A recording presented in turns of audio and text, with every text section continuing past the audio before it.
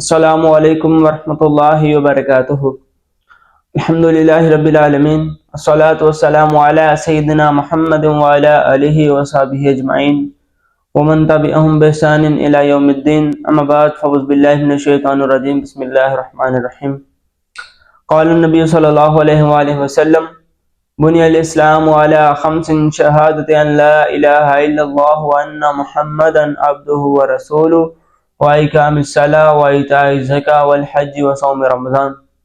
رسول اللہ صلی اللہ علیہ وآلہ وسلم نے فرمایا کہ اسلام کی بنیاد 5 چیزوں پر رکھی گئی ہے، کہ یہ کہ بندہ کلمہ پڑھے، اس بات کی گواہی دے کہ اللہ کے سوا کوئی عبادت کے لائق نہیں، محمد صلی اللہ علیہ وآلہ وسلم اللہ کے بندے اور اس کے آخری رسول ہیں، اور وہ دن میں 5 وقت نماز پڑھے اور رمضان المبارک کے روزے رکھے، اور اس کے علاوہ اللہ رب العالمین نے جو اسے مال دیا ہے اس میں صدقہ کرے، اس میں زکوٰۃ ادا کرے، اور اگر اس کے پاس ذات ہے، اللہ رب العالمین نے اسے مال و دولت دیا ہے تو اسے چاہیے کہ وہ بیت اللہ کا حج کرے۔ اللہ رب العالمین سے دعا ہے کہ اللہ رب العالمین ہمیں اس حدیث مبارکہ پر عمل کرنے کی توفیق عطا فرمائے۔ آمین۔ وآخر دعوانا الحمدللہ رب العالمین۔